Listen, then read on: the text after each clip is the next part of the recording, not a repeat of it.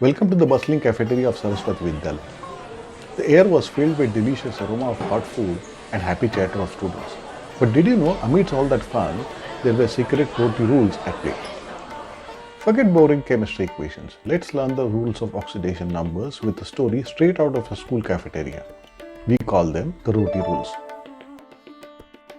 But before we enter our cafe, let's quickly understand what an oxidation number is and why it matters.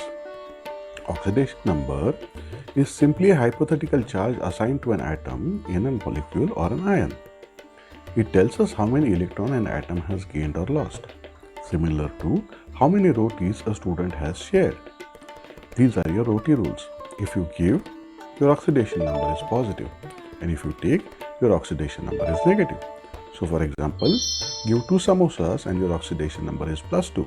And if you take 3 laddus, your oxidation number is -3. And if you don't share, your oxidation number stays at 0.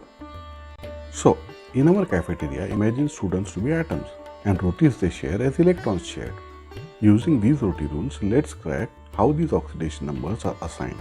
So let's start. First, we have Rohan, who's a total loner. He's brought his own tiffin and he's perfectly content. He doesn't bother anyone and nobody bothers him. This guy is your free element. He is not bonded to anyone else, so his score is a perfect 0. He is chill. Then there is Dev, who just has a sabzi or just a roti. He is comfortable, but he feels like he is either in surplus or deficit by one item. He is your monoatomic ion with the oxidation number equals to its charge. Now let's talk about the givers. This student, Priya, always brings one extra roti and is happy to share with anyone who needs it. These are your alkali metals, the group 1 donors. Their generosity gives them a permanent score of +1. And then there's Akash, the truly generous one who brings 2 extra rotis every single day. These are your alkaline earth metals with a permanent score of +2. But not everyone is so nice. There's Karan, a bully who demands food from you and sometimes even snatch it. These are your hungry halogens. They are so greedy, their score is almost always -1, unless they run into a bigger thug, Veer, your fluorine. Fluorine or Veer is the undisputed don of the cafeteria. He is the greediest of them all and will snatch from anyone, even from his friends. So his score is always -1. And then we have Rahul, the one chirpy guy. He usually has 1 extra roti and is happy to give it away. But when he hangs out with his rich friends who has fancy burgers, he is more than happy to borrow one instead. This is your hydrogen. Usually +1, but can be -1 when he is with the really rich kids, the metals. And finally Pooja, a dog lover. He is always short of 2 rotis and keep borrowing. Normally she gets 2, but sometimes when she sees a stray dog, she gives away both those rotis and goes on hungry. This is your oxygen.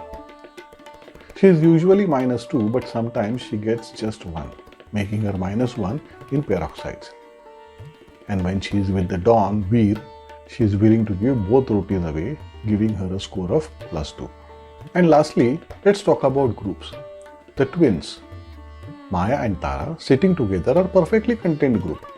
Whatever they have, they already shared among themselves, so their total score is a perfect 0. But the sports team, they are the polyatomic ions. Their total score or charge is the sum total of all their individual rotis.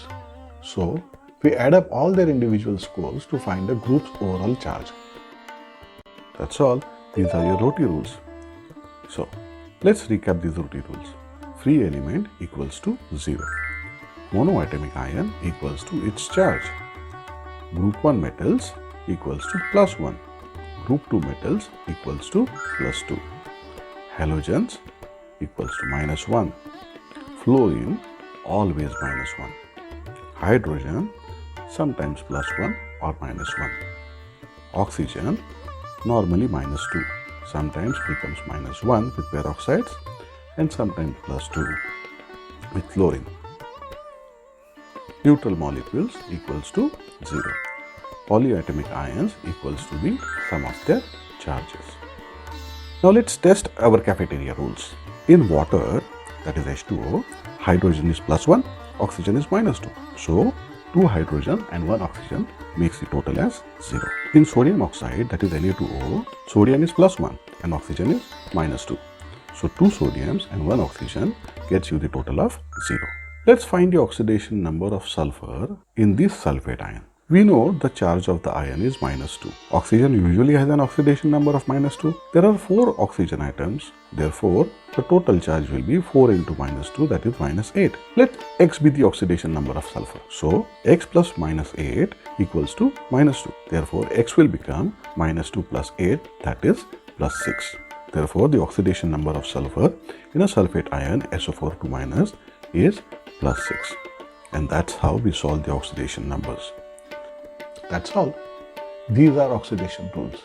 And do you really think they are that difficult?